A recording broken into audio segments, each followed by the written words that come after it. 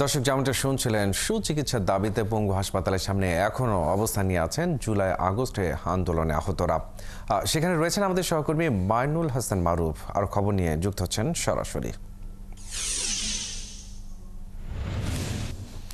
মাইনুল, অবস্থান কর্মসূচির সবশেষ খবর জানাবেন। এর পাশাপাশি তারা উপদেষ্টাদের আসার কথা বলছেন, সেই জায়গা থেকে কোনো সাড়া মিলল কিনা?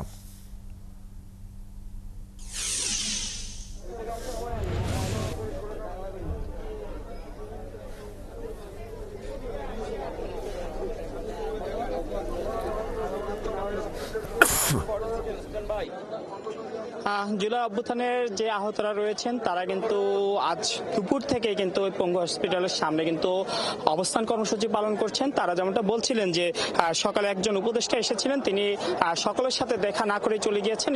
পরবর্তীতে তাদের কথা সেই উপদেষ্টা শুনেননি এবং পরবর্তীতে তারা তাদের কথা যেহেতু জানাতে পারেননি, এই কারণেই অন্যান্য উপদেষ্টাদের যে এখানে আসার যে একটা দাবি তুলে তারা এখানে অবস্থান নিচ্ছেন। এর পাশাপাশি তারা যেমনটা বলছিলেন, তারা প্রায় জুলাই অভ্যুত্থানের 100 দিন পেরিয়ে গিয়েছে, কিন্তু তারা এখনো সুচিকিৎসা পাননি। তারা এখনো হাসপাতালে কাতরাচ্ছেন, তাদের খোঁজ নেওয়ার মতো তেমন কেউ নেই। তারা মাঝে মধ্যে বিভিন্ন উপদেষ্টা আসছেন, আশ্বাস দিচ্ছেন, তবে প্রপার যে ট্রিটমেন্ট পাওয়ার কথা তারা তা পাচ্ছেন না। এর পাশাপাশি তাদের অন্যান্য যে খোঁজ নেওয়ার যে বিষয়টি রয়েছে তাও তাদের হচ্ছে না। তাদের পরিবার এর যে আহত হওয়ার পর থেকে তাদের পরিবার বেশ খারাপ অবস্থায় রয়েছে, তাদের পরিবারেরও কেউ খোঁজ নিচ্ছেন না। এমন পরিস্থিতিতে অনেকটা বাধ্য হয়েই তারা বলছেন যে আজ তারা রাস্তা অবরোধের মতো কর্মসূচিতে নেমেছেন এবং তারা বলছেন যে 4 উপদেষ্টা আসার কথা রয়েছে, তারা যতক্ষণ পর্যন্ত না আসবেন তারা এই রাস্তা ছাড়বেন না এবং যদি তারা আজ না আসেন তাহলে তারা আরো কঠোর কর্মসূচিতে যাবেন। তারা এখন এই যে কানেক্টিং সড়ক বা সংযোগ সড়কটি অবরোধ করেছেন, পরবর্তীতে তারা শুধু সংযোগ সড়কই থাকবেন না, মূল সড়কও অবরোধ করবেন, তারাই এমনটাই বলছিলেন। এবং তাদের যে দাবি, তারা বলছেন যে তাদের সুচিকিৎসা নিশ্চিত করতে হবে। যে রাষ্ট্রের জন্য জুলাই অভ্যুত্থানে তারা রক্ত দিয়েছেন, তাদের সেই ত্যাগকে স্বীকার করে তাদের সেই মর্যাদা দিতে হবে। তাদের যে মানুষরা আহত হয়েছেন তাদের সুচিকিৎসা নিশ্চিত এবং তাদের যে প্রপার সম্মানটা তারা চাচ্ছেন। তারা এখন পর্যন্ত কিন্তু রাস্তায় আছেন এবং রাস্তা থেকে তারা নড়বেন না বলে জানিয়েছেন। যতক্ষণ ধরে তাদের কাছে যে উপদেষ্টা 4 জন আসার কথা, সেই 4 উপদেষ্টা যতক্ষণ ধরে না আসবেন ততক্ষণ ধরে তারা এখানে অবস্থান করবেন এবং তারা শুধু তাদের দাবিগুলো সেই উপদেষ্টাদের কাছেই বলবেন এবং উপদেষ্টা ছাড়া আর কারো কাছে জানাবেন না। এবং উপদেষ্টাদের না আসা পর্যন্ত তারা বলছেন এই রাস্তায় থাকবেন। তারা যদি এই জন্য কোনো ক্ষতি হয়, তাদের যদি চিকিৎসায় ব্যাঘাত ঘটে, এই জন্য উপদেষ্টায় দায়ী থাকবেন বলে তারা বলছেন।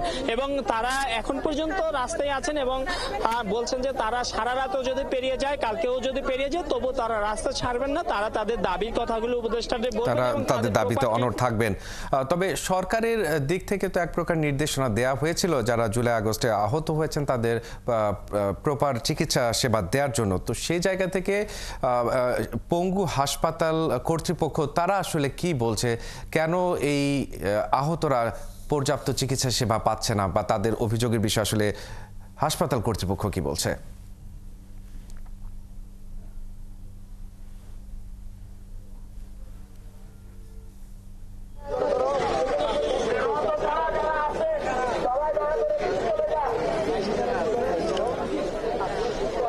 পঙ্গু হসপিটালের যে কর্তৃপক্ষ তারা যেমনটা বলছেন, তারা তাদের সর্বোচ্চ চিকিৎসাটাই দিচ্ছেন, তবে অনেকের অবস্থায় খুবই খারাপ হয়ে গিয়েছে। তারা অনেকের যে পরিস্থিতি, সেই পরিস্থিতিতে শুধু পঙ্গু হসপিটালই নয়, পাশাপাশি কিন্তু চক্ষু হসপিটালও রয়েছে, যে আহতরা রয়েছে তারা সবাই হাসপাতাল কর্তৃপক্ষ যেমনটা তারা তাদের সর্বোচ্চ চিকিৎসাটাই দিচ্ছেন। তবে অনেকেরই অবস্থা গুরুতর, তাদের যে প্রপার চিকিৎসা দেওয়ার পরও অনেক সময় লাগছে, তাদের ভোগান্তি কমানোর জন্য সময় লাগবে এবং অনেককে কিন্তু বিদেশেও পাঠানো হয়েছে বলে আমাদের সরকারের পক্ষ থেকে জানানো হয়েছিল। এবং এখন পর্যন্ত যারা আছেন তারা কিন্তু বলছেন যে তারা হাসপাতাল কর্তৃপক্ষ তাদের জন্য করছেন, কিন্তু যেই মানের চিকিৎসা পাওয়ার কথা বাংলাদেশে হয়তো সর্বোচ্চ চিকিৎসাটা পাচ্ছেন, তবে তাদের জন্য আরো যে ভালো উন্নত চিকিৎসার দরকার ছিল সেই চিকিৎসাটা তারা পাচ্ছেন না এবং হাসপাতাল কর্তৃপক্ষ তাদের জন্য চেষ্টা করছেন।